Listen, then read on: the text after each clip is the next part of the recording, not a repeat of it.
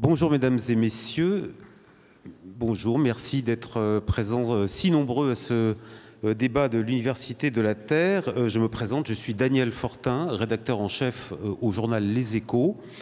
Donc merci d'être ici pour ce débat où nous allons beaucoup parler de notre capacité collective à transmettre ce qu'il y a de meilleur dans notre monde, dans un contexte où les crises se multiplient, vous en êtes tous témoins, climatiques, diplomatiques, j'en passe. Nous allons donc beaucoup parler de transmission des savoirs, de transmission de valeurs, de transmission de patrimoine aussi, bien sûr, de devoirs, de mémoire, bref, de tout ce qui peut nous aider à bâtir un monde meilleur dans les années qui viennent. Au cours de ce débat, vous entendrez beaucoup parler d'actions concrètes, d'expériences. Vous découvrirez aussi de la part de nos intervenants beaucoup d'engagement personnel. Nous allons aussi beaucoup parler de solutions futures à transmettre aux générations qui arrivent. Avant de commencer ce débat, je voulais vous dire un grand merci parce que vous êtes très nombreux, non seulement dans cette salle, mais dans toute l'Université de la Terre. Depuis hier, je crois qu'il y a foule dans ce bâtiment.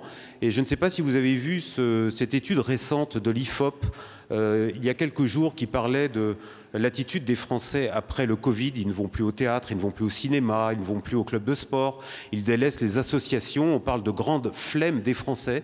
Eh bien, quand je vois tous les gens réunis ici, je suis heureux de constater que cette grande flemme n'est pas partagée par tout le monde.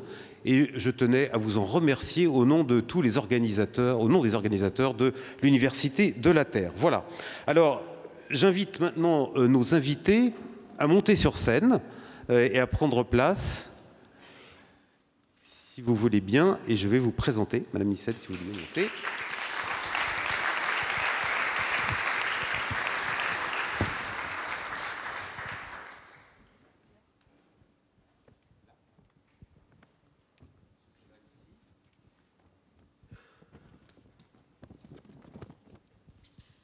Donc je vais faire les présentations. Merci à vous de vous être installés.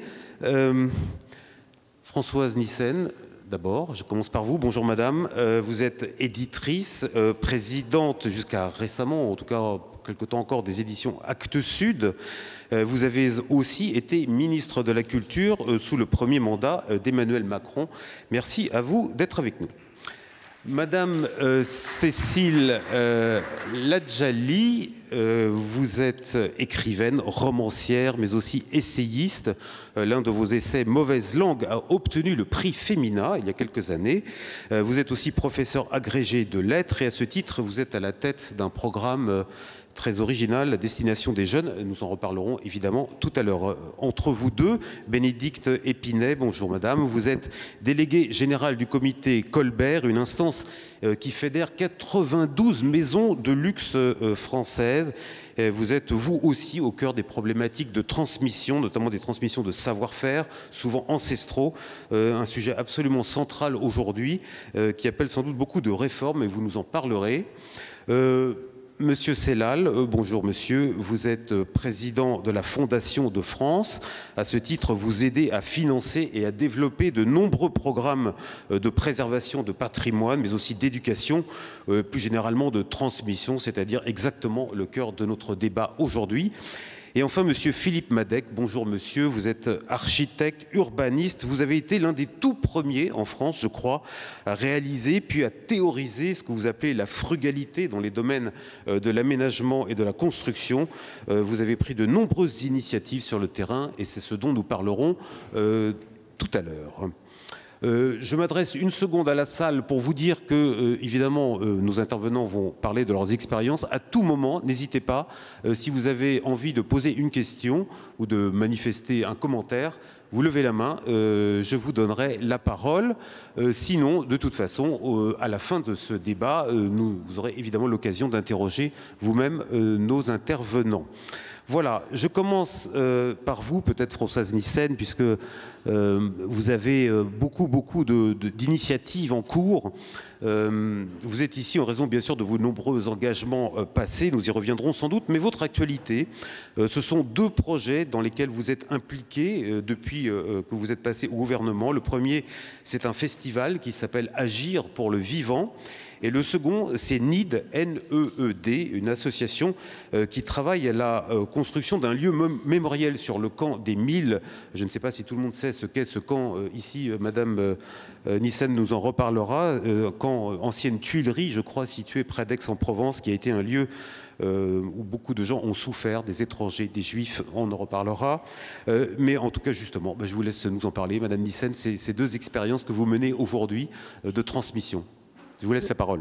Merci de me donner l'occasion. Alors, petite rectification, NEED, c'est effectivement l'idée d'un lieu, mais qui ne sera pas à la place du camp des 1000, mais c'est le camp des 1000 et Cyprien Fonvieille, qui l'a mené pendant une dizaine d'années, qui nous a donné l'idée et l'initiative de faire la même chose, je dirais d'une certaine façon, un lieu de sensibilisation pour des questions qui risquent d'amener à des situations dramatiques en Méditerranée. C'est 23 pays concernés, 500 millions d'habitants qui sont les plus fragiles par rapport à ce qui est en train de se passer. Et la transition que nous vivons, le réchauffement climatique, la perte de la biodiversité, et ça risque d'amener à un véritable génocide climatique avec les déplacements de population, etc. Donc on s'est dit, et c'est l'idée de Cyprien, que pour sensibiliser les populations, très clairement, c'est pas... Bon, alors maintenant, on est à un autre niveau de sensibilisation par rapport au moment où on l'a démarré, c'était il y a 3 ans, mais c'est vrai que c'est pas uniquement les images de l'ours sur la banquise qu'ils font en Alaska qui va sensibiliser les jeunes dans les quartiers à Marseille. On s'est dit qu'il fallait créer un lieu dans la cité qui permettrait aux citoyens de venir voir la réalité de ce que c'était ce changement climatique et y trouver aussi des approches, des chemins, qu'il y ait aussi un lieu de recherche, de formation, de présentation des métiers de demain. Donc c'est un lieu qui sensibilise et qui peut donner des perspectives. Ce lieu verra le jour en 26 normalement sur le port de Marseille, pas loin du Mucem a priori, puisqu'il a été annoncé dans le cadre de Marseille en grand.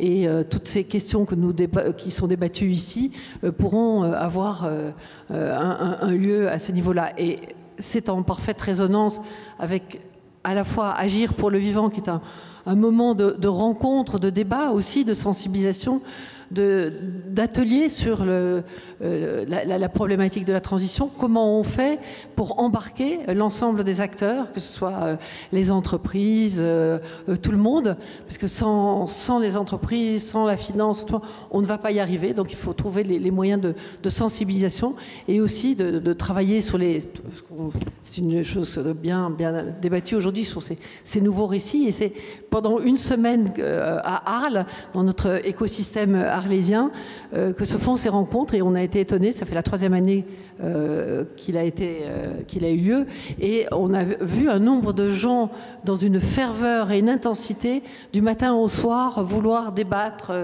se renseigner.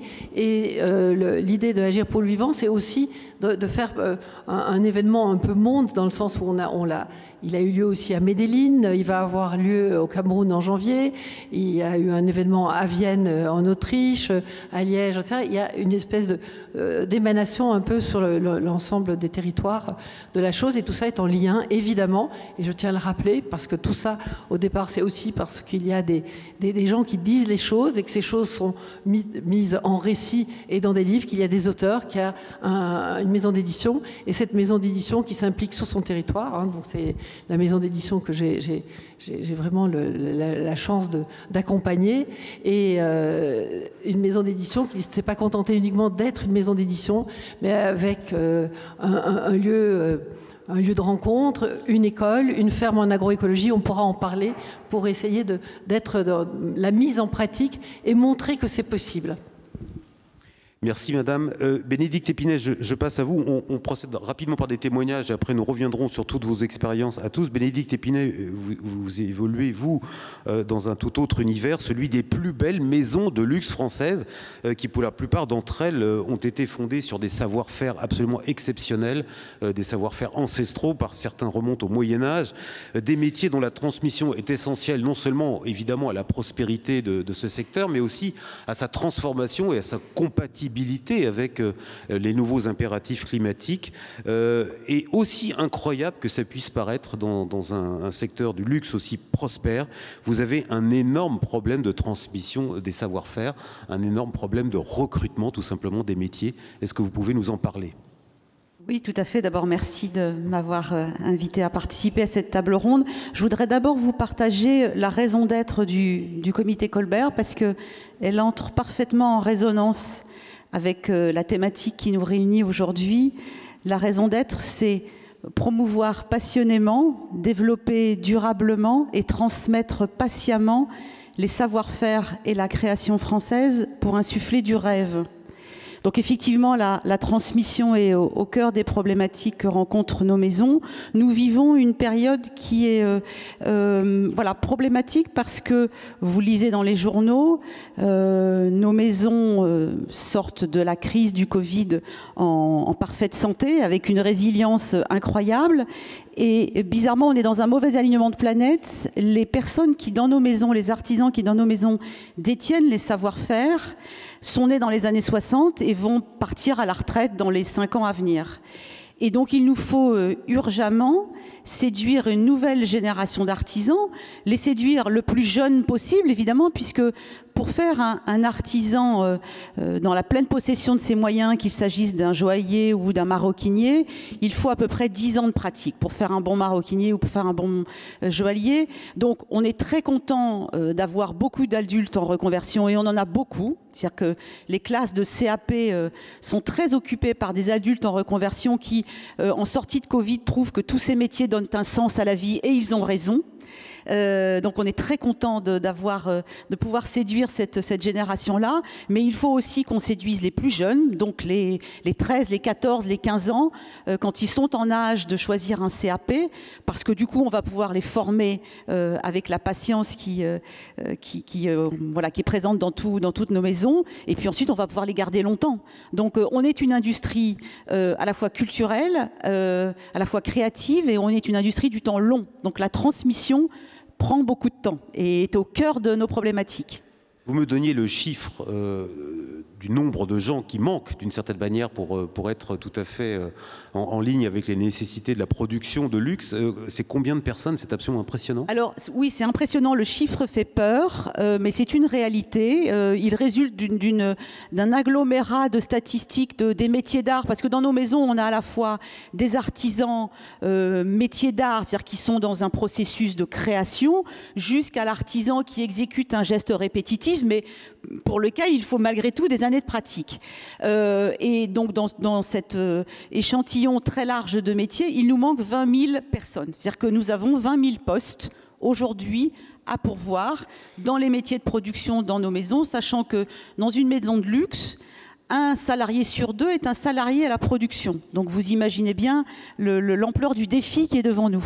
Mais comment l'expliquez-vous? Je terminerai juste par cette question sur ce point. Comment expliquez-vous ce manque de 20 000 personnes? C'est le système éducatif qui n'est plus suffisamment incitatif pour ce genre de métier? Alors plein de raisons qui finalement se combinent. La toute première, mais je vous apprendrai rien, on n'est pas les seuls à en souvenir, c'est la dévalorisation des métiers manuels. On en parle depuis des années, on en parlait déjà probablement quand vous étiez au ministère de la Culture. Donc malheureusement, on n'arrive pas à venir à bout, même si, comme je disais, la fin du Covid, il semble que les gens redécouvrent les métiers qui donnent du sens. Mais voilà, on est quand même face à cette dévalorisation des métiers manuels dont on a un peu de mal à sortir. Souvent d'ailleurs, on s'en rend compte par peur des parents. C'est-à-dire que parfois le frein n'est pas chez les enfants, mais souvent chez les parents. Et on a cette phrase que vous avez tous en tête, passe ton bac d'abord. Même si l'enfant a une passion pour un métier manuel, passe ton bac d'abord et puis après on verra. Donc des vocations contrariées. La deuxième raison, c'est probablement tout simplement un manque de visibilité de ces métiers, c'est-à-dire qu'on a beaucoup de jeunes qui regardent les influenceurs sur les réseaux sociaux et voient toutes ces belles marques s'exposer, mais qui n'osent même pas imaginer que dans ces maisons, il y a des métiers manuels qu'ils pourraient tout à fait occuper. Et puis alors après, il y a effectivement la formation qui n'est certainement pas adéquate, des programmes qui sont obsolètes, un CAP qu'il faudrait probablement revaloriser. Le mot même de CAP lui-même n'est pas voilà, très attrayant. Donc voilà, c'est toutes ces raisons-là combinées. Merci Cécile Ladjali. Je vous voyais opiner du chef. Il faut dire que c'est un sujet qui vous concerne parce que bien sûr, vous êtes écrivaine, vous êtes aussi professeur et à ce titre, avec d'autres universitaires, vous avez monté le programme Baudelaire à la Fondation Robert de Sorbon, un programme qui prône, je reprends votre expression, l'élitisme pour tous. Est-ce que vous pouvez nous en dire plus ? Oui, volontiers, merci pour cette invitation. Il y a un instant, Bénédicte, vous parliez de cet empêchement. Ces élèves ne s'autorisent pas, n'osent pas se dire que le luxe, c'est pour eux. La culture, les belles choses, la pensée, c'est notre humanité et c'est devenu une forme de luxe. Alors que ça devrait être pour tout le monde et être partagé par la majorité. Et cette question de la légitimité, elle est au cœur de ma pensée en tant que professeur, en tant qu'écrivain, en tant qu'essayiste, parce que on vit dans un monde de reproduction des élites, on le sait très bien, et en fait, il y a des étudiants pour qui le parcours universitaire va être plus compliqué que pour d'autres. Et c'est pour cette raison que la Fondation Robert de Sorbon m'a demandé il y a quelques années d'inventer un programme en direction de jeunes étudiants inscrits en licence, mais qui ne se sentent pas légitimes. Pourquoi ? Parce qu'ils ont grandi dans les quartiers, en banlieue, ils sont fils d'ouvriers, ils viennent parfois de province, mais là où il n'y a pas de théâtre, où il n'y a pas de cinéma, ils ont été parfois placés en famille d'accueil, donc leur scolarité n'a pas été un long fleuve tranquille. Pourtant, ils ont eu le bac avec de très très bonnes notes. Ils se sont inscrits dans les Sorbonnes, parfois même en classe préparatoire, mais puisqu'ils n'ont pas été scolarisés à Henri IV ou à Louis le Grand et qu'ils n'ont pas nécessairement les codes et surtout parce qu'ils ne s'autorisent pas, pour eux, ça va être un petit peu plus compliqué que pour les autres. Et ça, il faut appeler un chat un chat. Je le sais par cœur, ça fait 25 ans que j'enseigne. J'ai enseigné plus de 15 ans en Seine-Saint-Denis et j'avais beaucoup d'élèves en Seine-Saint-Denis qui venaient d'avoir leur bac et qui se retrouvaient dans le quartier latin à l'université et qui s'y sentaient mal parce que mal accueillis, parce que complètement perdus. Bon, et ça, c'est terrible parce que c'est des enfants qui se sentent au départ lestés en raison d'une histoire familiale, d'un contexte, d'un déterministe auquel moi je me refuse de croire parce que je pense que la culture doit nous émanciper, doit nous permettre de pulvériser les ghettos de type linguistique avant tout, parce que c'est dans des ghettos linguistiques et pas architecturaux forcément que s'enferment nos élèves et ça c'est ce qu'il y a de pire. Donc le programme Baudelaire a été pensé pour eux. C'est un programme universitaire pluridisciplinaire qui accueille donc des élèves qui sont de jeunes étudiants, qui viennent donc des milieux dont je viens de vous parler. Puisqu'ils sont inscrits en licence, ils ont plus de 25 heures de cours par semaine, il n'est pas possible pour eux d'additionner à leur temps universitaire plus de 3 heures par semaine. Donc on leur propose 3 heures de cours par semaine en fin de journée. Après les cours à la fac, ils courent nous voir et on les accueille le lundi soir et le mercredi soir de 19h à 20h30. C'est gratuit. Et ils sont accueillis dans un lieu extraordinaire. C'est l'hôtel de Vaugué, à la Fondation Robert de Sorbon, rue de Martignac, dans le 7e arrondissement. C'est important l'esprit du lieu, parce que c'est des enfants qui, pour la plupart, vivent dans des bars d'immeubles et mangent une fois par jour. Et donc, quand ils se retrouvent là, on leur dit « mais c'est chez vous ». Venez, entrez. Un jour, il y avait un cocktail, ils étaient invités, c'était pour eux. Et ils m'ont demandé, madame, est-ce que je peux débarrasser les plateaux? Ils pensaient qu'ils étaient là pour faire les bonnes. Je leur ai dit, mais non, c'est pour vous, servez-vous. Enfin, c'est très compliqué. Mais progressivement, ils s'approprient les choses. Et le plus important, ce que je dois vous dire, c'est que pour qu'ils se sentent légitimes et que la culture, les belles choses qui sont notre richesse, notre humanité, mais qui les terrifient parfois, perdent de leur étrange étrangeté, les 5 professeurs que j'ai embarqués dans l'aventure du programme Baudelaire sont tous des universitaires de haut vol, mais également des artistes qui pratiquent l'art qu'ils enseignent. Et cette notion de mettre la main à la pâte, je crois qu'on va en parler beaucoup aujourd'hui. Et ces artistes, qui sont aussi des professeurs, invitent les étudiants du programme Baudelaire à mettre la main à la pâte. Les professeurs de lettres leur font écrire des textes. Ces textes sont publiés. Le professeur d'art plastique est plasticien. Il les conduit jusqu'au vernissage, à l'accrochage des œuvres produites en cours, etc., etc. Donc on a cette dimension extrêmement concrète dans l'enseignement. Ainsi, les étudiants s'approprient de l'intérieur un savoir et ils se rendent compte qu'ils peuvent être les premiers acteurs du texte littéraire, de l'œuvre d'art en train d'être construite. Et on a... pour faire toutes ces choses-là, en plus de ce lieu merveilleux et de ces 5 professeurs qui sont très investis, on a plusieurs partenaires culturels qui nous accompagnent.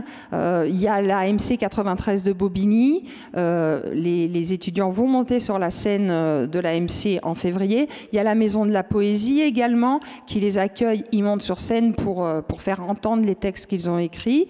Et il y a, alors je peux vous parler du projet de cette année, qui est un projet éditorial assez fabuleux. Il y a quelques mois de cela, j'ai eu dans les mains une centaine de pages rédigées par une dame qui a 86 ans aujourd'hui, qui s'appelle Monique Walke-Strauss, qui est en pleine forme. On est voisines, on est à Paris. Et cette dame, depuis 30 ans, avait dans ses tiroirs le récit de sa fuite à 6 ans avec son grand frère Michel pour fuir la barbarie nazie. Elle a 6 ans, elle fuit les Allemands et pour ça, elle escalade 2 murs de fils de fer barbelés à Annemasse pour passer du côté suisse. Elle a son père engagé dans la résistance qui a été enfermé au camp des Milles. Elle a des grands-parents déportés dans les camps et gazés. Elle raconte tout ça. Valeur historique inestimable. Et j'ai dit, mais c'est pas possible, Monique, ce texte, il faut le publier. Et je me dis, mais ce qui serait extraordinaire, c'est que ce soit les étudiants du programme Baudelaire, je vous explique qui sont ces étudiants, qui établissent ce texte et qui deviennent les éditeurs de ce texte. Monique est de culture juive. La plupart de mes étudiants du programme Baudelaire sont musulmans. Donc vous pouvez imaginer le type de dialogue que j'avais en tête. Et donc Monique accepte. Les étudiants donc, se sont emparés du texte. Pascal Horry, qui est académicien spécialiste de la Shoah, préface le livre. Avec le professeur d'art plastique, ils sont en train d'illustrer à travers de grandes toiles des moments cruciaux de ce récit. Ces toiles vont être exposées en la gare de déportation de Bobigny, parce qu'il n'y a pas que Drancy qui était l'antichambre d'Auschwitz, il y a aussi Bobigny, et la plupart des étudiants viennent de Bobigny. Ils vont monter sur la scène de la Maison de la Poésie pour faire entendre des pans du texte de Monique, et ils participent à une aventure mémorielle, intellectuelle, extraordinaire, parce qu'ils sont accompagnés par les artistes. Le texte littéraire est lacunaire par moments. Moi, c'est l'écrivain Thomas Reverdy et moi, et tous les deux, on est profs aussi, on les aide à revoir le récit. Donc, le texte littérairement monte en puissance. Et voilà, ils n'ont pas de notes, ils ne sont pas évalués, mais il y a encore pire que la note, j'ai envie de dire. Il y a le regard du spectateur à l'expo, il y a l'éditeur qui va juger un texte qui doit être bon, il y a ces gageures-là qui sont magnifiques, qui les mettent en valeur. valeurs et qui, de façon très concrète, leur signifient qu'ils ont une place dans la cité, qu'ils ont une mémoire collective à construire auprès de cette dame avec laquelle ils dialoguent chaque semaine. Et tout est terriblement concret, exigeant, mais on n'est pas à faire des cours là, comme ça, abstraits, qui les écrabouilleraient. C'est très facile d'écraser les gens avec la culture, hein, si on veut. Hein. Il y a beaucoup de profs qui sont très forts et champions du monde pour ça. Non, on se met à leur niveau, on bosse ensemble et on a, au bout du compte, des étudiants qui ont grandi d'un coup et qui sont très fiers d'eux. Voilà. Cécile Adjali, je vous pardon, interromps. Je parle trop. Alors, le public applaudit et je pense que vous avez raison parce que c'est une initiative très estimable, mais je rappelle quand même, on en parlait ensemble, elle ne concerne qu'une trentaine, je crois, ou 35 élèves, me semble-t-il. À peine 25, ouais, à peine 25. Malheureusement. Alors, ce n'est pas du tout une critique, au contraire, mais malheureusement, c'est ce que j'allais dire, c'est que toutes les initiatives de ce type, malheureusement, ne concernent que des petits groupes, alors qu'on sait que le problème est immense. On sait notamment qu'en France, de nouveau, aujourd'hui, les inégalités en matière d'éducation se sont remises à croître. Donc voilà, c'était juste, au passage, remettre ça dans un contexte et dire peut-être que, Monsieur Sellal, vous le voyez peut-être à la Fondation de France aussi, enfin, c'est très difficile aujourd'hui d'aller maintenant dans le sens de ce que vous dites et de prendre des initiatives de ce type qui sont souvent fondées sur des personnalités, vous en l'occurrence, mais d'autres aussi. Madame Nyssen, vous vouliez dire un mot là-dessus ? C'est justement parce qu'il faut penser tout ça. Et l'expérience en cela, elle est expérience. Et elle peut porter ses fruits. Mais en tout cas, elle a l'avantage de montrer que c'est possible et que le problème de cette assignation à résidence ou enfermement est très important. Donc plus il y aura d'expériences comme ça, plus c'est important. Donc même si c'est 30 élèves, c'est capital que cela soit possible. Bien sûr, mais c'est tout à fait ce que tout à fait d'accord. Puisqu'on parle d'expérience, Monsieur Madec, c'est un mot que vous avez beaucoup utilisé quand on s'est parlé tous les deux. Je le rappelle, donc vous êtes architecte, urbaniste, professeur, vous êtes écrivain aussi. Vous avez reçu de nombreux prix dans votre métier d'architecte. Vous avez enseigné à Harvard et à l'école du paysage de Versailles. Toute votre vie professionnelle, vous avez défendu une idée qui est celle de la frugalité. Vous l'expérimentez aujourd'hui sur le terrain grâce au manifeste de la frugalité heureuse que vous avez lancé, qui au fond édicte des principes pour l'aménagement. Alors dans votre vocabulaire, vous dites le ménagement du territoire, et c'est tout un programme. Est-ce que vous pouvez nous parler de cette initiative et de la façon dont elle vit sur les territoires ? Oui, je vous remercie de m'inviter à en parler. Effectivement, il y a quelques années, avec deux amis, un ingénieur, Alain Bornarel, et une architecte-auteur, Dominique Gauzin-Muller, on en avait assez. On se disait que ça ne marchait pas, quoi, que toutes les promesses tenues, toutes les promesses faites n'étaient jamais tenues, et qu'il fallait faire autre chose, prendre la liberté de se dire de ne pas attendre l'autorisation de faire autrement et de faire autrement. Et donc, il y a presque 5 ans maintenant, on a écrit un manifeste qui s'appelle le manifeste de la frugalité heureuse et créative. Parce qu'après un siècle de modernisme, on n'arrive pas à la frugalité sans être un peu créatif. Ce n'est pas une marche arrière, loin de là. C'est une vraie mise en avant. Et au moment de rendre public ce manifeste, on a dû faire le choix. On a fait le choix. Ce n'était pas un devoir, c'était une envie. On a fait le choix du mot frugalité et pas du mot sobriété. Pourquoi? C'est quoi la différence déjà? Ah, c'est essentiel. Alors, certains de nos amis, Pierre Rabhi, qui a appuyé chez vous, madame, ce magnifique livre sur la sobriété heureuse. Et qui a fait des grandes heures de l'Université de la Terre, je m'en souviens encore. J'en suis persuadé, oui, oui. Absolument. Et puis, nos amis de Negawatt, qui étaient aussi ici sur la sobriété énergétique, mais aussi Ivan Illich, auparavant, sur la simplicité heureuse. Finalement, eux nous avaient dit qu'il était peut-être possible d'utiliser le mot sobriété. Et en fait, dès la fin des années 2017, on comprenait bien qu'il se passait quelque chose sur le sens du mot et qu'on n'allait pas y échapper.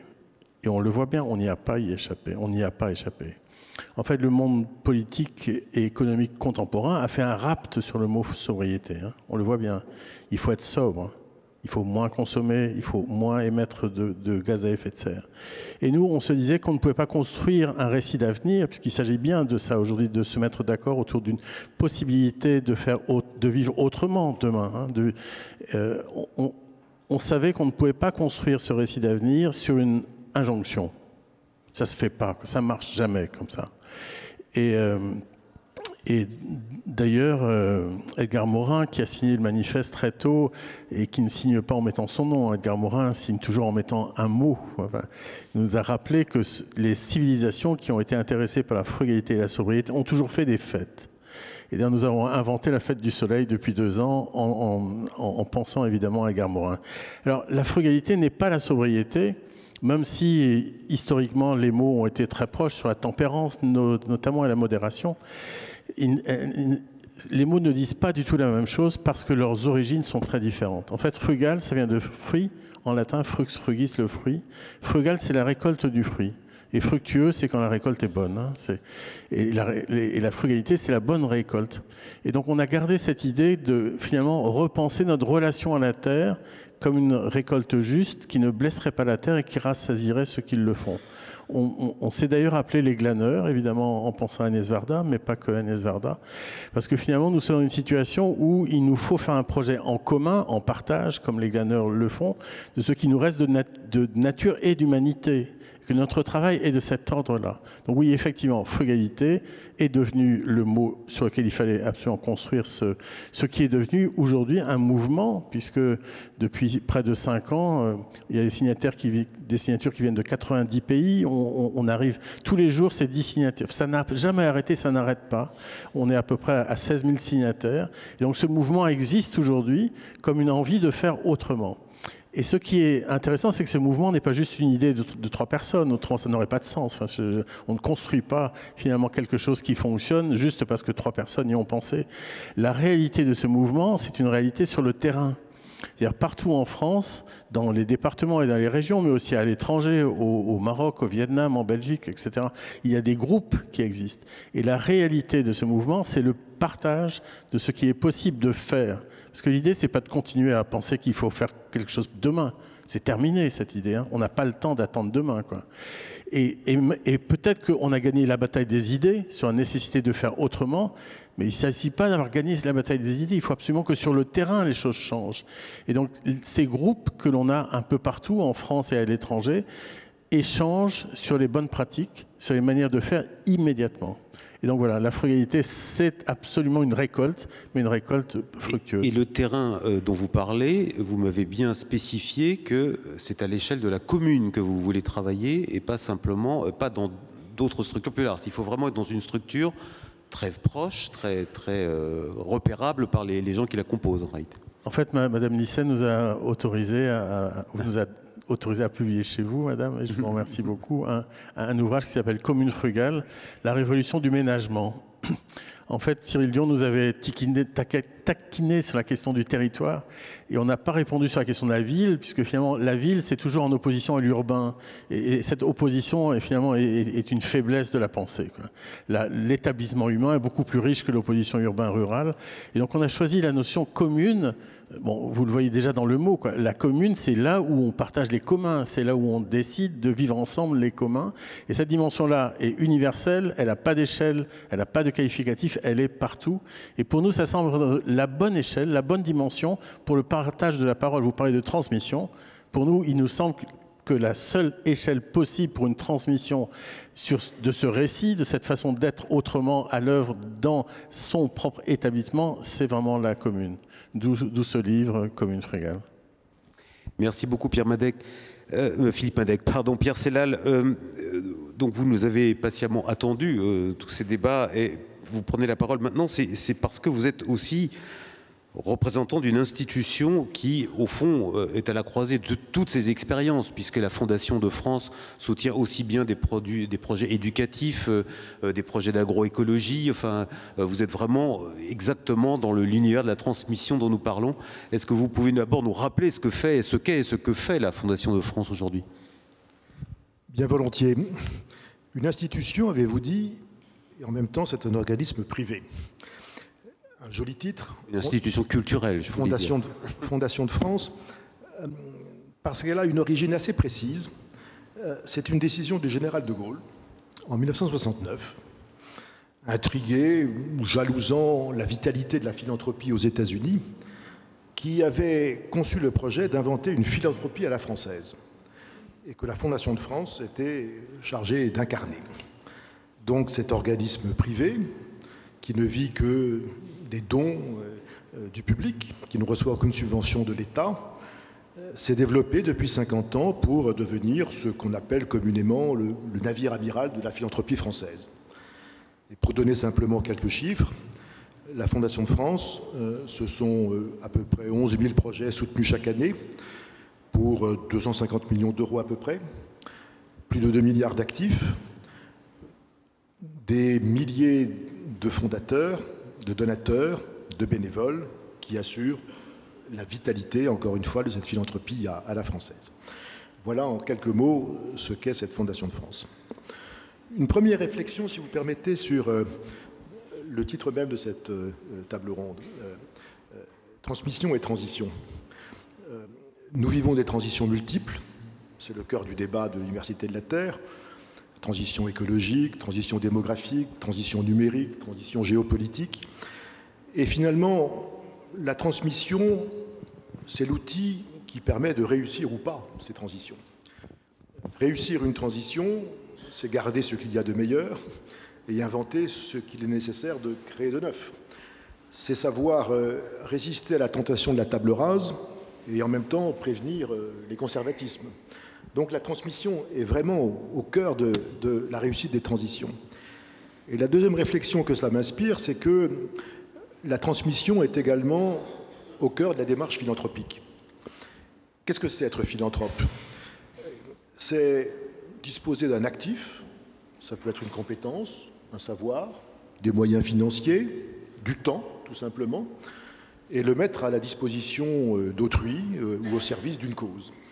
Et la Fondation de France agit comme l'institution, l'organisme qui permet à toute personne qui a le goût, la volonté, l'envie d'agir pour l'intérêt général, quelle que soit la cause dont il s'agit, de transformer cette envie en action concrète. Et la Fondation de France est très fière également d'un de ses slogans, à savoir d'être la fondation de toutes les causes. Vous l'avez rappelé il y a un instant en évoquant la culture, l'éducation, la santé, l'environnement. Ce qui m'amène à dire que chacune des actions, chacun des projets, chacun des programmes dont on vient de parler a vocation à être soutenu par la Fondation de France et parfois l'est dès maintenant. Je pense au métier d'art, par exemple. Et vous avez eu raison, madame, de souligner à quel point l'un des enjeux, c'est de bien faire considérer qu'il y a égalité de dignité, de légitimité, d'excellence dans des disciplines abstraites et dans les métiers de la main. Nous avons, parmi les plus de 900 fondations qui sont sous l'égide de la Fondation de France, une fondation Odon-Vallée qui est très active en matière de bourse et qui met précisément un point d'honneur à mettre sur un même plan, lors des cérémonies notamment de distribution des bourses, ça se passe d'ailleurs en général à la Sorbonne, à la fois les élèves d'Henri IV et de Louis le Grand qui rentrent en classe préparatoire, et puis les lauréats de l'école Boulle ou des écoles de restauration. C'est excessivement important. Et ceci n'est pas l'apanage de la Fondation de France. Je pense à la Fondation Bettencourt, qui est extraordinairement active pour les métiers d'art, avec un très beau sous-titre, je crois, les métiers de la main. Intelligence de la main, ça rappelle exactement, ça rappelle ce livre d'Henri Faucillon, l'éloge de la main. C'est un exemple.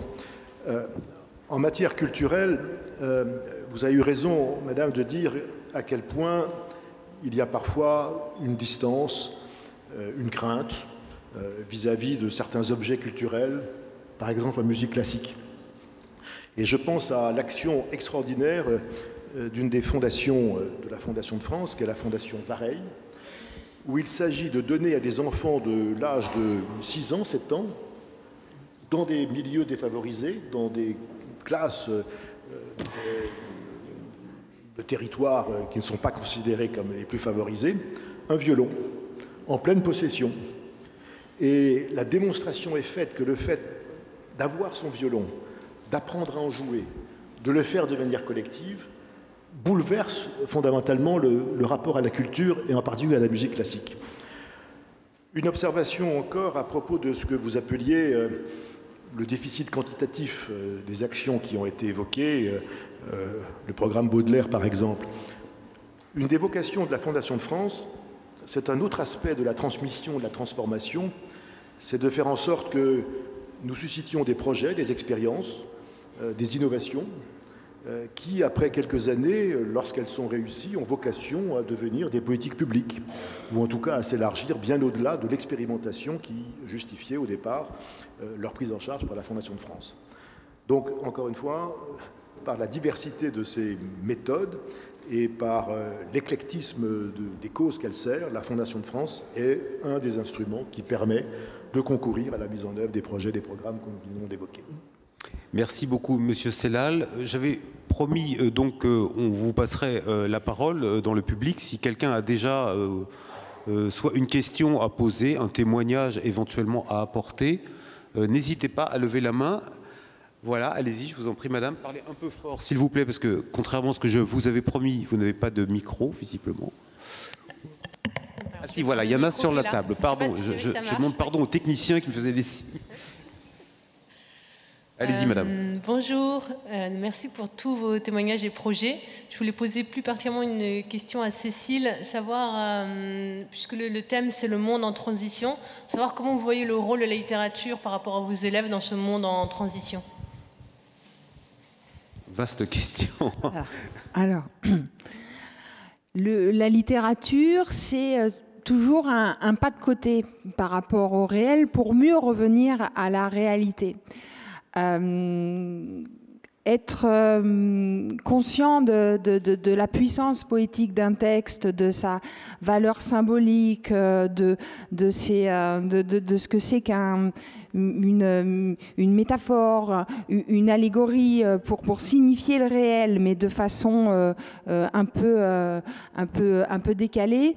C'est une arme formidable pour pouvoir ensuite revenir au réel armé, avec un discours, avec une syntaxe, avec une pensée qui fait souvent défaut aux étudiants, qui se sentent écrasés par le réel et sa violence et qui n'ont pas de marge de manœuvre pour dire qui ils sont, pour dire ce qu'ils veulent et pour être libres et pour être dignes.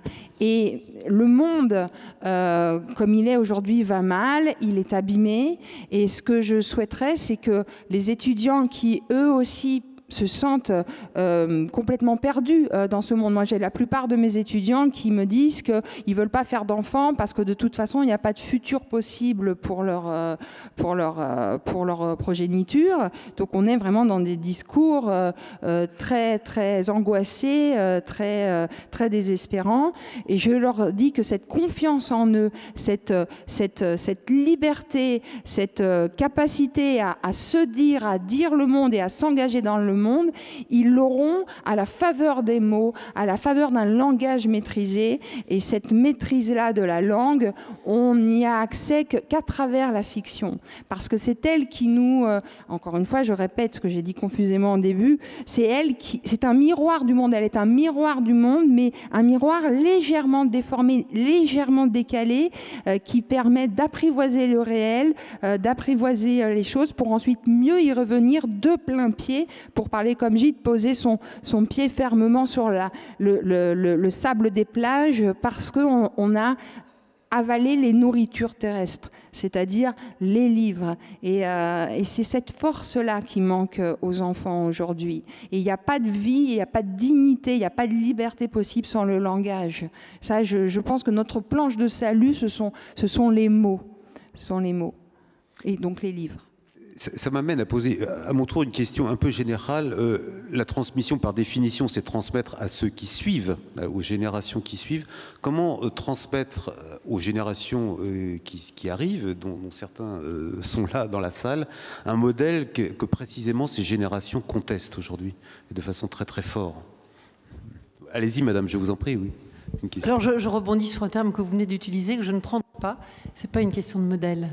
Je crois que j'ai envie de rebondir sur ce qu'a dit Cécile. C'est effectivement de donner aux jeunes la possibilité d'être droit dans leurs chaussures, dans leurs bottes, enfin, voilà, et d'avoir confiance en eux. Et pour cela, Il y a une chose simple, j'irai un peu plus loin que Cécile, les mots sont capitaux, mais il n'y a pas que les mots, parce que ce qui structure aussi le développement des apprentissages et de la personnalité, c'est les mots, et c'est aussi les notes, c'est la musique. On le sait maintenant, les études le montrent, que la musique est capitale dans le développement du cerveau parce que c'est la synchronisation, c'est la coordination, c'est l'écoute, le cerveau se... Et donc, que ce soit les mots, et d'ailleurs on a publié un livre là d'une dame qui disait justement, c'est extraordinaire parce que c'est aussi important que les mots. Imaginez-vous un monde où on apprendrait les mots qu'1 heure par semaine comme la musique. Moi, ma conviction, elle est forte sur le fait que l'éveil aux sensibles, la santé culturelle, comme dit Sophie Marinopoulos dans le rapport que je lui avais demandé quand j'étais rue de Valois sur l'éveil aux sensibles dès le plus jeune âge, et c'est capital. Tout être naît avec des interrogations en lui, avec des questionnements, avec une façon de voir les choses et de se poser des questions, d'être dans le doute. Si on n'a pas la possibilité de l'exprimer et de le partager, la désespérance, elle est là, le renfermement, la violence. Si la pratique d'un art quel qu'il soit, que ce soit la littérature, que ce soit le théâtre, que ce soit les mots, que ce soit le dessin, va permettre à tout être humain de partager ce qu'il a en lui, et ça va changer la donne.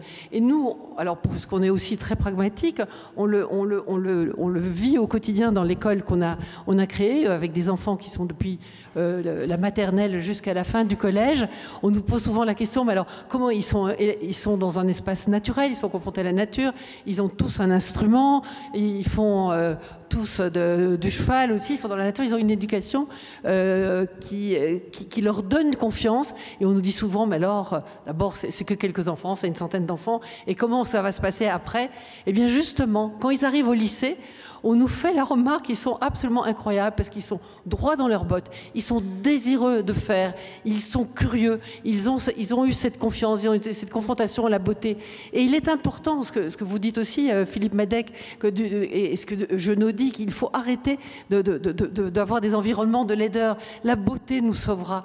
Et donc cet éveil aux sensibles et la beauté, ce sont les clés de l'espérance pour demain. Effectivement, le monde est difficile et il faut qu'on prenne la mesure de la chose, mais il ne s'agit pas de désespérer, et il y a des possibilités de sortir de cette assignation aussi à la désespérance, et elle se passera par la beauté, les mots, la musique, la culture. Donc faisons en sorte que nos enfants soient éveillés aux sensibles dès le plus jeune âge, c'est une priorité.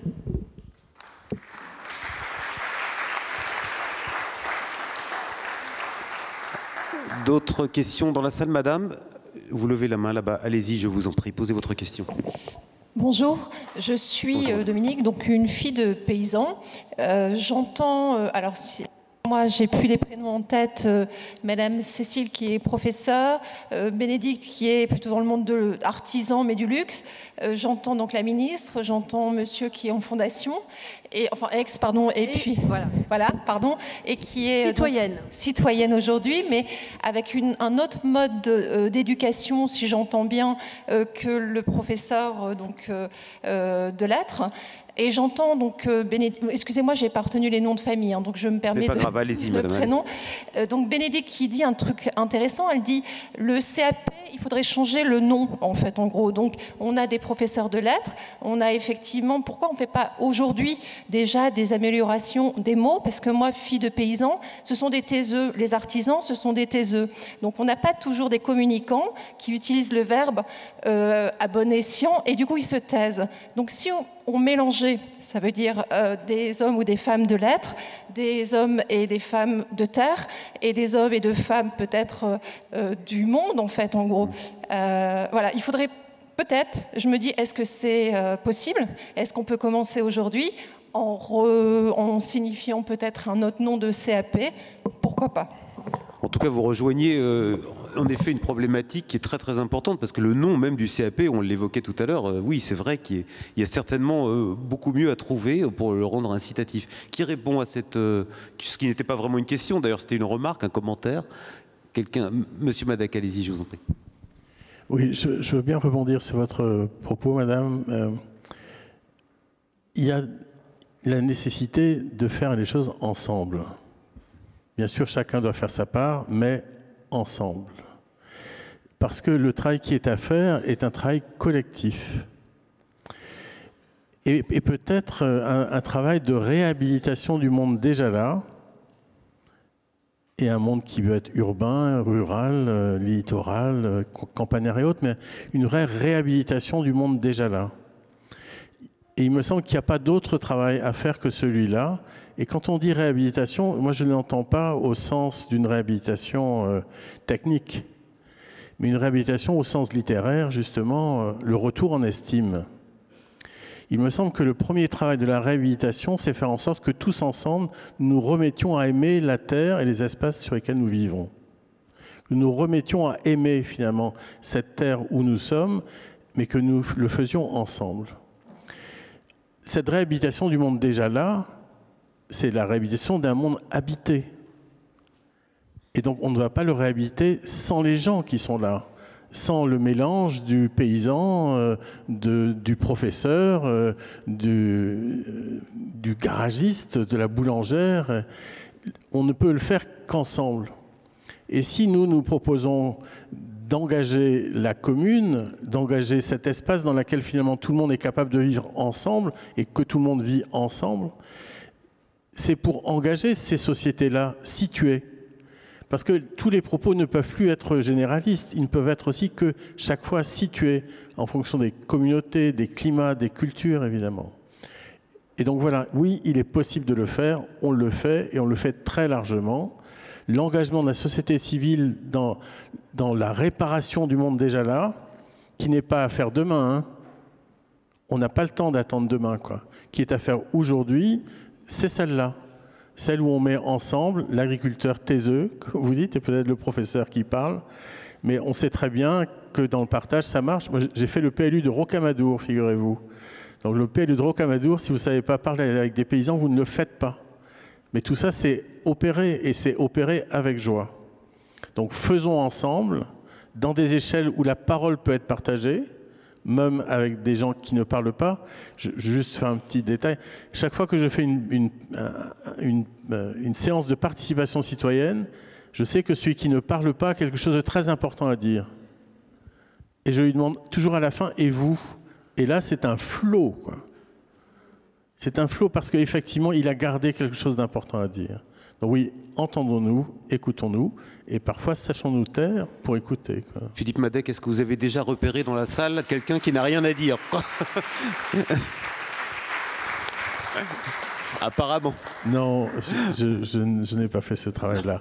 Et il faut du temps pour savoir ça. Bien sûr. Ouais. François Nicette, vous vouliez intervenir, je crois, et ensuite Bénédicte Épinay. Je voulais appuyer. Il se fait que j'ai commencé ma vie professionnelle par un engagement.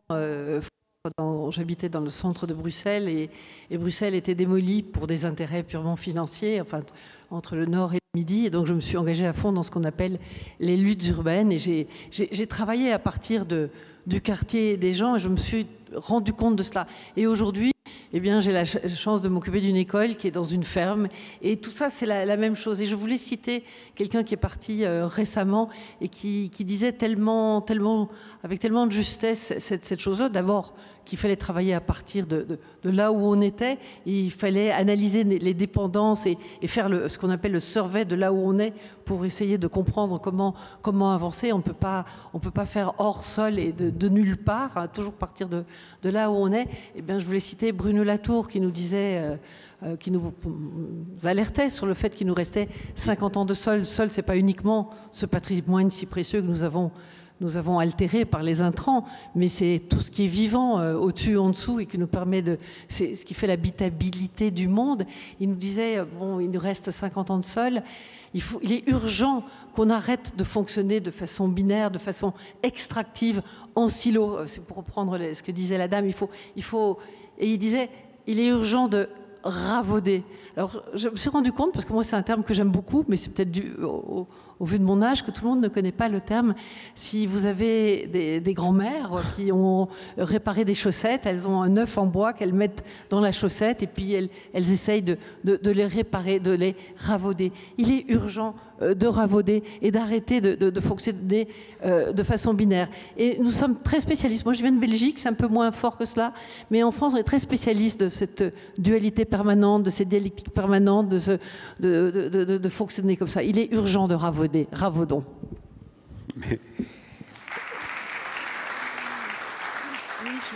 Je voulais rebondir sur deux choses. La question que vous posiez juste avant celle-ci, qui était sur finalement les jeunes, quelle transmission vis-à-vis des jeunes, on leur donne un modèle, comment ils vont réagir. Et moi, je suis émerveillée par la jeunesse. On avait, je ne sais pas si vous avez assisté hier après-midi, une table ronde sur les jeunes trentenaires des maisons de luxe. Et on voit à quel point ils sont motivés à changer les choses de l'intérieur. Certains étudiants ont fait le choix, et vous l'avez sans doute vu, de grandes écoles, de vouloir faire la révolution de l'extérieur. Mais on a aussi, fort heureusement, des jeunes qui s'engagent dans les maisons et qui titillent les conseils d'administration et qui ont des idées et, voilà, et qui veulent faire bouger les tables. Donc ça, c'est plutôt très réconfortant. Et puis sur le ensemble, je voulais réagir aussi parce qu'on a cette particularité au comité Colbert de réunir 14 secteurs d'activité. Donc on n'est pas comme une fédération, fédération des vins et spiritueux, ils parlent entre eux. Fédération des entreprises de beauté, ils parlent entre elles. Nous, on est sur 14 secteurs, donc de la maroquinerie, de la joaillerie, de la beauté, les vins et spiritueux, l'art de la table, les grands hôtels à Paris, et la décoration, etc., etc. Et en fait, le sujet du développement durable est quasiment le seul sujet qui nous rassemble tous et sur lequel on est tous à livre ouvert et réellement dans une forme de partage des connaissances, des avancées. Et donc, pour répondre à madame, autour de la table, quand on a des entreprises des vins et spiritueux, on a forcément des vignerons. Quand on a des entreprises de beauté, on a des paysans à Grasse. Donc on a toutes sortes de gens, toutes fonctions dans la société, et ça c'est très riche et c'est comme ça que je pense on va avancer. Merci. Pierre Sellal, vous vouliez dire un mot? Je confirme que beaucoup de vignerons constituent aujourd'hui dans beaucoup de terroirs des fondations pour agir pour l'intérêt général et en particulier pour le développement durable.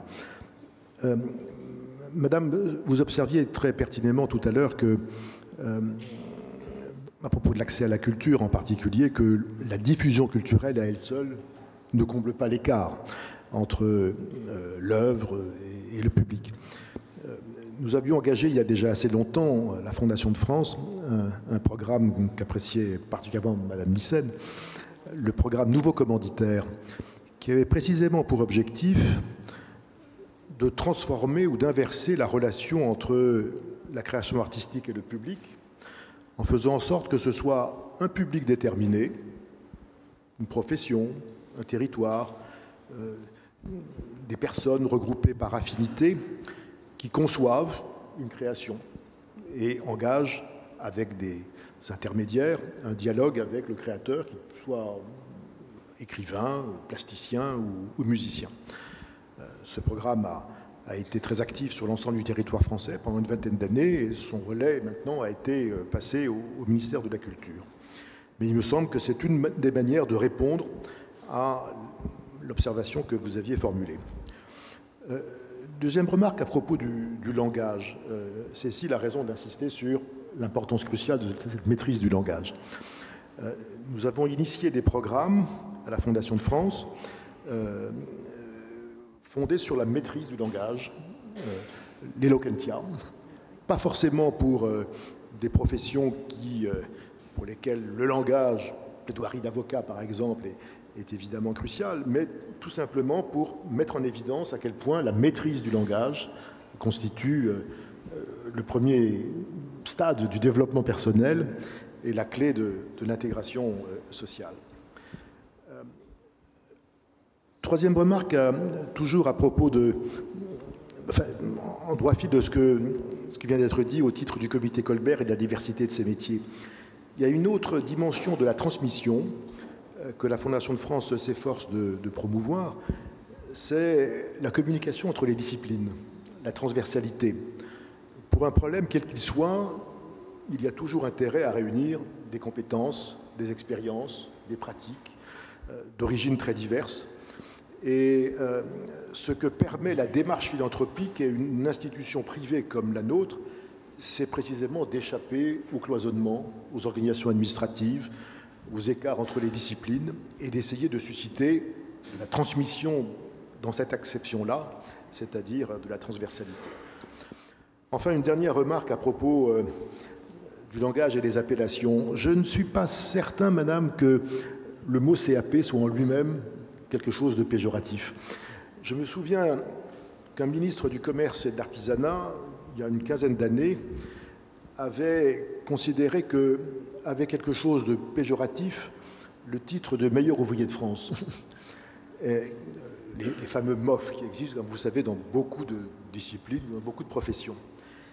Et j'avais au contraire observé que chez les cuisiniers, chez les ébénistes, être titulaire de ce titre, de ce diplôme de meilleur ouvrier de France est quelque chose d'extraordinairement valorisant et à très juste titre.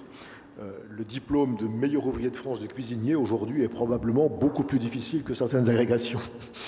Et je crois qu'il faut faire attention à ne pas céder nous-mêmes à certains préjugés en considérant que telle ou telle appellation ne correspond pas à ce que nous ambitionnons en termes, comme je disais tout à l'heure, d'égale légitimité, d'égale dignité et d'égale excellence. Merci Pierre Sellal. J'ai vu, alors beaucoup de mains se lèvent. Madame, vous aviez au fond, monsieur, je vous ai aperçu, je ne vous oublierai pas dans les minutes qui viennent. Madame, allez-y. Merci beaucoup. Oui, j'ai une question qui s'adresse à monsieur Madec au sujet du manifeste pour une frugalité heureuse et créative. Je me demandais quel avait été l'écho de ce manifeste dans les écoles d'architecture, puisque donc, je faisais un parallèle avec le manifeste pour un réveil écologique qui a connu vraiment un grand succès dans les autres universités et établissements du supérieur. Et ayant eu la chance d'assister à une remise des diplômes de l'École nationale d'architecture de Paris, je me suis rendu compte que les sujets environnementaux étaient très peu présents dans ce secteur-là. Donc comment il a été reçu par les étudiants et surtout intégré dans les savoirs, s'il vous plaît? Je vous remercie pour votre question. J'ai été professeur il y a encore 2 ans et j'ai décidé d'arrêter d'enseigner parce que la frugalité demandait le temps que j'avais à donner à la transmission. Et après avoir commencé à enseigner en 85, je me suis dit que là, je pouvais peut-être passer à un autre type de transmission. Alors, qu'est-ce qui se passe dans les écoles d'architecture aujourd'hui? La jeune génération des professeurs, vous n'avez plus du tout à leur faire la leçon de « allez, maintenant, il faut enseigner de l'éco-responsabilité ». Moi, j'ai été le premier à faire un enseignement d'éco-responsabilité dans le cycle initial d'architecture à Lyon en 2000. Et j'ai passé mon temps à le faire. Et là, voyant, j'ai terminé d'enseigner à l'école de Bretagne. Tous les jeunes architectes enseignants qui arrivaient portaient le discours d'éco-responsabilité. Vraiment. Et d'ailleurs, je vous propose de regarder ce qui se passe dans les revendications des diplômés. Vous avez eu des revendications magnifiques des diplômés à Centrale, à Agrotech, chez les ingénieurs, et pas chez les architectes. Parce qu'en fait, il y a un enseignement avec de jeunes enseignants vraiment engagés. Tout ce qu'on dit à propos des matériaux bio et géosourcés, la bioclimatique, tout ça aujourd'hui est enseigné dans les écoles d'architecture. Peut-être que ce à quoi vous avez assisté n'était pas aussi riche que la réalité de ce qui se passe, mais le ministère de la Culture a développé, et c'était aussi de votre temps, madame, un réseau qui est le réseau ECO, ENSA ECO, qui est un des réseaux les plus importants finalement portés par le ministère de la Culture, et qui est le réseau des écoles d'architecture autour de l'enseignement de l'éco-responsabilité. Donc je pense que si ça n'est pas suffisant aujourd'hui, dans le monde des bâtisseurs professionnels, l'engagement des étudiants est incroyable. Quand on commence à enseigner en 85 et qu'on voit passer toutes les générations, quand on voit arriver celles qui sont là, on se dit qu'il se passe quelque chose d'incroyable. Moi, j'ai qu'une seule envie, c'est qu'ils prennent les commandes. Et on n'a pas le temps. Il faut qu'on leur donne les commandes immédiatement, y compris, même si on se met en recul nous, mais cette génération-là porte quelque chose d'absolument majeur. et qui correspond tellement au temps. Si vous voulez un exemple, aujourd'hui, ce qu'on appelait les agences d'architecture, vous savez, hein, que l'agence d'architecture de Monsieur Untel, les agences d'architecture qu'on crée au XXe siècle ne sont plus des agences d'architecture, ce sont des collectifs. C'est-à-dire que les étudiants se mettent ensemble sur des valeurs et pas sur des noms. Et le nombre de collectifs de femmes architectes est incroyablement heureux et fort. Hein. Les bâtisseuses notamment, enfin, etc. Je ne vais pas toutes vous les citer, mais je cite celles-là parce que leur nom arrive là, mais ça profite. Enfin, il y a un changement réel et voilà, le monde de l'architecture le porte dans cette génération-là, bien au-delà de ce que porte malheureusement le milieu aujourd'hui. Et aussi que les écoles d'art ne soient pas les écoles d'architecture, les écoles d'art, etc. Moi, j'avais le souci quand j'étais rue de Valois, effectivement, qu'elles soient liées. Et aussi, par exemple, aujourd'hui, il y a une école magnifique qui s'appelle ENSAD, l'École nationale supérieure des arts décoratifs, qui s'empare aussi de cette question-là et qui travaille aussi sur la ruralité, avec Emmanuel Thiblou, qui a été nommé à l'époque à cette école-là. Donc, il y a vraiment un travail en transversalité et prise de conscience qui est assez incroyable. Alors, qui avait levé la main? Ah oui, alors j'avais promis monsieur là-bas, et ensuite ce sera vous, monsieur. Je vous ai vu, monsieur. Allez-y. J'ai une question par rapport à ce que vous avez dit, Madame Épinay, et qui revient sur ce que vous avez dit sur la valorisation des travaux manuels et et sur la valeur d'un MOF par rapport à d'autres métiers. Vous avez donné 3 raisons pour lesquelles vous avez du mal à recruter des artisans, et vous citez absolument pas la valeur. Il y en a d'autres, hein, je me suis arrêtée. Voilà, alors, exactement, mais c'est ce qui m'a interpellé en l'occurrence. Vous citez absolument pas la reconnaissance salariale des métiers manuels. Et ma question, aujourd'hui, on voit très bien qu'une entreprise comme les entreprises du luxe, dans les entreprises du luxe qui font une marge insolente, comme vous l'avez dit au début, en ce moment particulièrement, ont du mal à recruter des travaux manuels, des employés manuels, et c'est ça dans toutes les entreprises manuelles en France, dans tous les métiers manuels en France. Donc ma question est un peu, finalement, aujourd'hui, comment justifiez-vous qu'une entreprise de luxe comme ça ait tant de différences de salaire entre le directeur financier ou le directeur de la publicité bien au chaud dans son bureau du siège parisien par rapport à la couturière cuir dans son usine près de Bourges ou n'importe où ailleurs?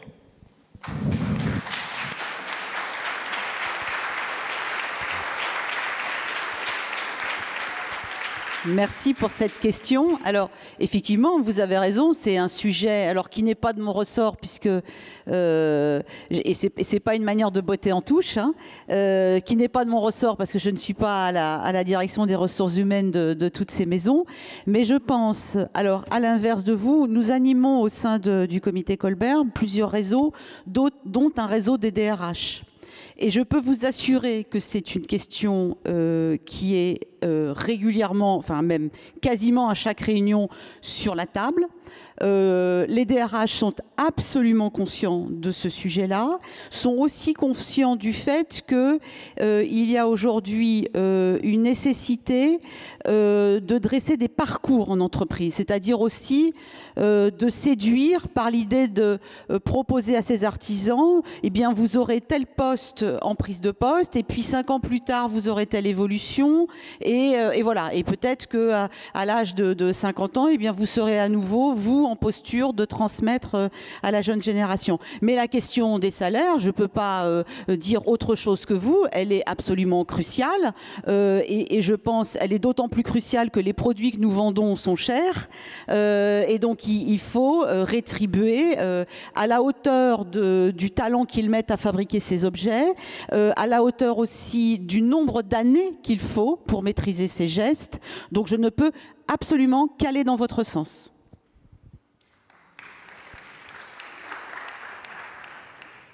Donc, monsieur, je vous avais promis la parole. Bonjour. Bonjour, monsieur. J'ai une grande question à propos de certaines technologies aujourd'hui qu'il faut transmettre. Aujourd'hui, il y a certaines technologies sont bien plus polluantes aujourd'hui, par exemple le béton, qui pose pas mal de problèmes écologiques. Et surtout, c'est la grande question en ce moment, alors qu'il y a d'autres technologies qui bien plus anciennes, qui par exemple, sur la méthode de construction du colombage, qui est bien plus écologique et bien plus simple, mais bien moins confortable à construire par rapport au béton. Mais il faut transmettre. Qu'est-ce que vous en pensez ? Ça, on va peut-être poser la question à Monsieur Madec, parce que je pense que... Oui, j'ai l'impression que ça m'était adressé. Bon, vous imaginez bien que quand on parle de frugalité, il s'agit de faire en sorte qu'on consomme moins de ressources, qu'on utilise moins d'énergie et que l'on soit plus heureux. Je n'étais pas un des fondateurs du Club de Rome, mais je suis membre du chapitre Europe du Club de Rome et j'ai relu un certain nombre des rapports du club, dont celui de 97 qui s'appelait Facteur 4. Le sous-titre de Facteur 4, c'est 2 fois plus de bien-être en consommant 2 fois moins de ressources. Cherchez à notre programme d'avenir. Cherchez bien. 2 fois plus de bien-être en consommant 2 fois moins de ressources. Donc, arrêtez de couler le béton, qui grosso modo a bétonisé la Terre pendant tout le XXe siècle, qui fait qu'aujourd'hui, les constructeurs sont responsables de 40% d'émissions de gaz à effet de serre. Un béton qui non seulement émet des gaz à effet de serre, 1 tonne de béton, c'est 1 tonne de gaz à effet de serre émise. On se bat contre l'utilisation de l'avion, et on a raison, l'utilisation de l'avion, fret et voyageurs, c'est entre 3 à 4%. La fabrication du seul sac de ciment, c'est entre 7 à 9%. Donc voilà, on fait les choix, on arrête de couler ce foutu béton, qui n'est pas que du ciment, hein, qui est de l'acier. Donc ArcelorMittal et Lafarge Holcim, je ne vous dis pas leur bilan carbone au niveau planétaire, c'est la catastrophe. Mais c'est en plus le sable. Le sable est une pierre précieuse aujourd'hui, on le voit bien, quoi. L'eau est extrêmement consommée par le béton. Et l'eau, on sait bien que c'est notre or bleu, quoi. Imaginez un produit que l'on utilise de manière banale, alors que finalement, ce qui est en œuvre, ce sont que des choses riches. Donc nous, dans le mouvement de la frugalité rose et créative, on le dit, arrêtons d'utiliser ces matériaux-là et utilisons des matériaux bio et géosourcés. Alors, en parlant du colombage, vous parlez juste d'une seule technique qui utilise 2 matériaux bio et géosourcés, le bois et la terre. Mais une fois que vous avez dit non au béton, une fois que vous avez dit non à la climatisation, une fois que vous avez dit non aux bâtiments qui ont 4 façades pareilles et en verre, vous êtes face à un monde incroyable de richesse, quoi. De richesse de savoir-faire et de richesse de ressources. Donc oui, on peut utiliser de la terre, on peut utiliser de la pierre, oui, on peut utiliser du bois, oui, on peut utiliser des fibres, oui, on peut utiliser 1000 choses qui sont là, mais on les utilise en fonction du lieu où on travaille. On ne fait pas comme le béton qui est coulé de manière générique partout dans le monde. Chaque fois qu'on arrive quelque part, on comprend le lieu et les ressources du lieu, ressources humaines et ressources physiques. Et d'ailleurs, les deux sont toujours liés, hein. Il y a toujours un homme et une femme capables d'utiliser les ressources naturelles qui sont présentes dans les lieux. Vous avez raison, il faut absolument arrêter cette cochonnerie qui a détruit la planète, quoi, et qui continue à le faire. Imaginez bien, là, le béton coule en permanence. En permanence. 24 heures sur 24.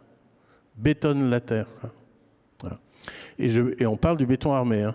Je ne vous parle pas du béton tout court, parce que le pisé, qui est une des techniques, enfin, on va dire toutes les techniques de la Terre sont des techniques de béton. Puisque la définition du béton, c'est un mélange d'un agrégat avec un liant. Ce qui est en jeu, c'est le béton armé, le pire de ciment Portland.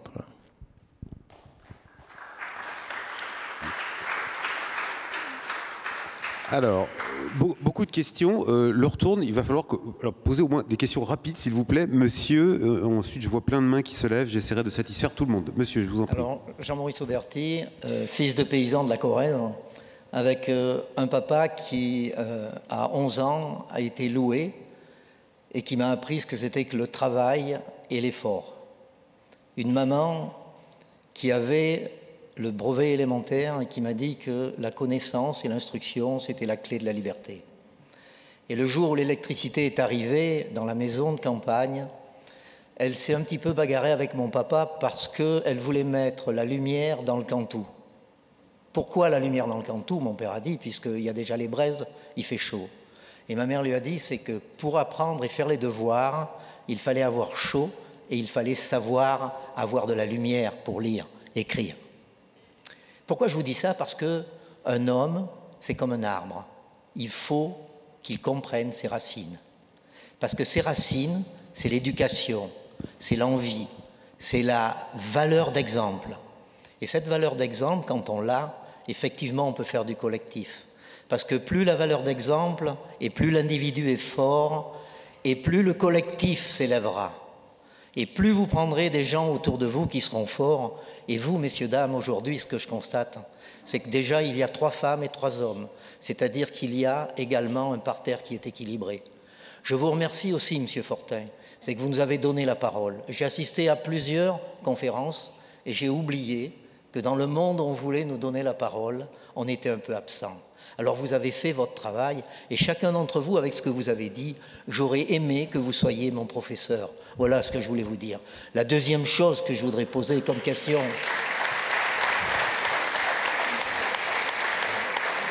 Merci, monsieur. On aurait presque envie de conclure là-dessus. Tout est possible quand on a quelque chose.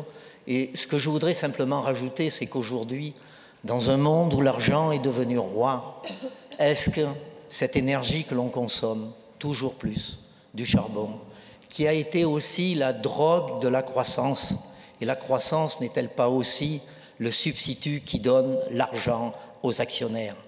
Ne faudrait-il pas essayer que ce patient soit mieux soigné? Voilà ma question. Alors, on quitte un peu le sujet de la transmission, mais un mot quand même. Qui veut répondre? Madame.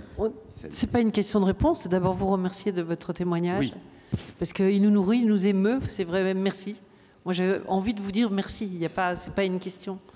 Et c'est aussi à partir de ce que vous dites qu'on essaye d'œuvrer. Et je crois que c'est important de chacun d'entre nous, on œuvre avec ces convictions qu'on essaye de vous partager et en cohérence. On essaye d'être cohérent. Et c'est vrai que cette énergie que nous donnons, nous la donnons à la vie pour qu'elle soit encore possible. Et voilà, il n'y a pas de réponse à apporter, il y a à faire, il y a à œuvrer, il y a... Voilà, j'ai envie de vous dire, venez visiter le domaine du possible. C'est à côté d'Arles, vous verrez, ça existe.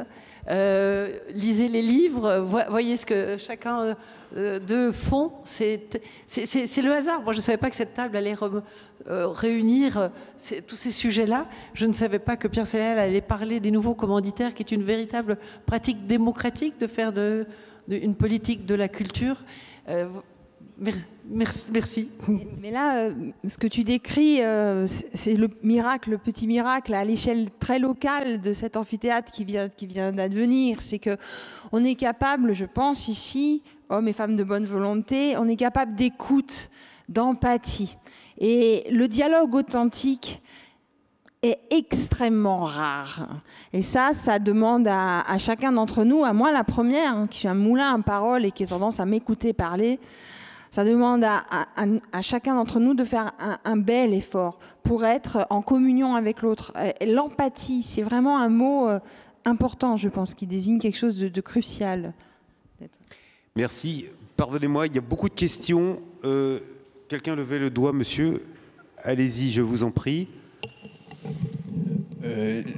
On m'a appris toujours à commencer par remercier. J'aimerais bien commencer par remercier le monsieur l'architecte qui nous a rappelé l'importance de ne pas bétonner tout le monde entier.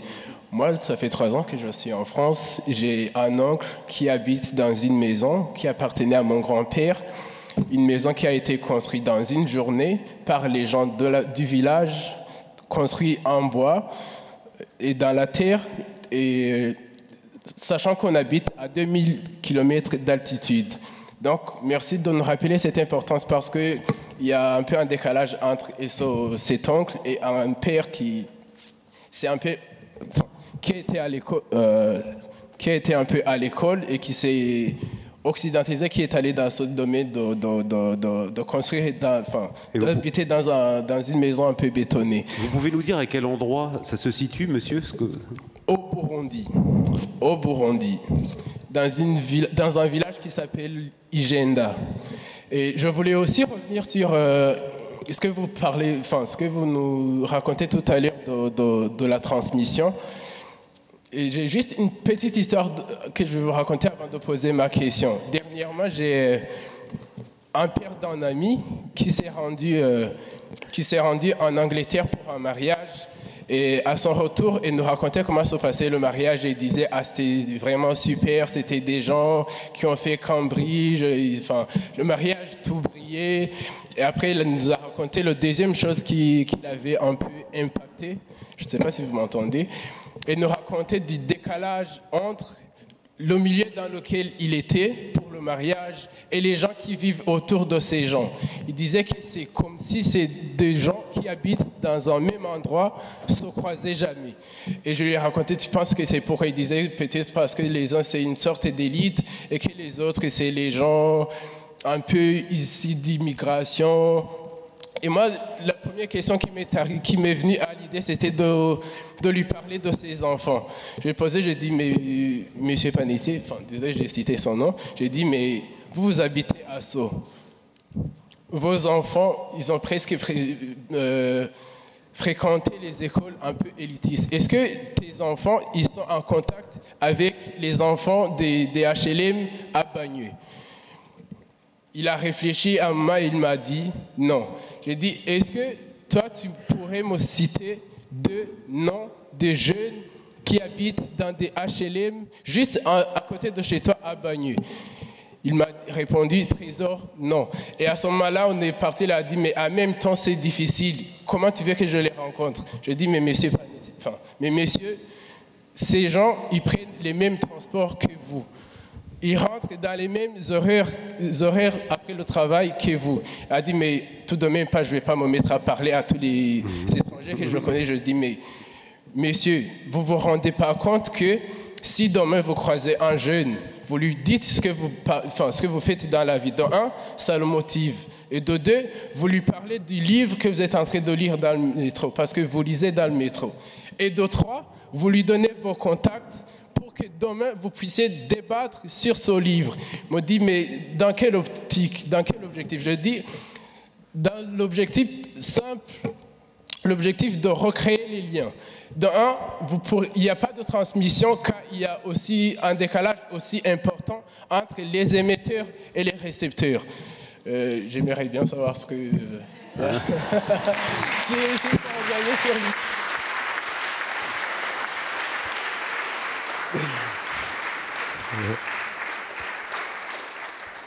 Qui répond? Je pense que tout le monde est d'accord. Cécile Adjali. C'est très important ce que vous venez de dire. Hein. Les mondes ne communiquent pas entre eux. Et c'est pour ça la nécessité d'avoir un langage commun, une culture commune. Pas la langue des précieuses ridicules avec des pompons, des rubans, mais simplement un lexique commun pour qu'on puisse s'entendre. À l'heure des communautarismes, des séparatismes tragiques, il n'y a rien de pire que les ghettos de type linguistique. J'ai prononcé ce mot tout à l'heure. Moi, j'ai des élèves en Seine-Saint-Denis à Bobigny. Bobigny, c'est une ville collée à Paris, au bout de la ligne 5. La ligne 5, c'est la ligne orange. Bobigny, Pablo Picasso. Des élèves scolarisés au lycée Louise Michel.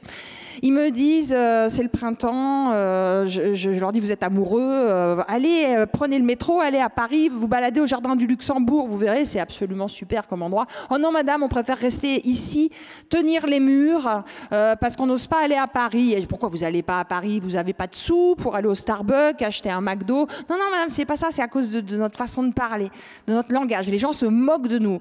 Et mes élèves, sans le savoir, étaient en train de se décrire comme étant ceux que Platon appelait les barbares. C'est-à-dire ceux qui ne parlaient pas le grec de l'académie. Et ils se ghettoisent linguistiquement, ils restent entre eux et ils ne vont pas avec le reste du monde. Et c'est dramatique parce que ça crée des frustrations, ça crée des colères. Et ce qu'il faut, c'est avoir justement suffisamment de mots pour pouvoir pulvériser les ghettos de type linguistique, passer ces barres imaginaires, la barre du périphérique, mais qui pour eux sont des frontières bien réelles. Et c'est le le langage, c'est une affaire extrêmement politique. C'est pas moi qui le dis, c'est Hannah Arendt qui disait dans La crise de la culture, quand on réfléchit sérieusement au langage, on fait de la politique. Et moi, j'en reviens à cette obsession des mots. Pour la liberté, pour la dignité, pour l'estime de soi, il faut le langage. Et la musique qui a un langage également, bien sûr, Françoise. Merci Cécile Adjali. Ce sera malheureusement notre conclusion. Désolé madame, le temps passe. Il est 16h, donc un débat suit. Merci pour votre attention à tous. Merci Françoise Nyssen, merci Bénédicte Épinay, Cécile Adjali, Philippe Madec, Pierre Sellal. Merci d'être intervenus avec nous cet après-midi. Merci.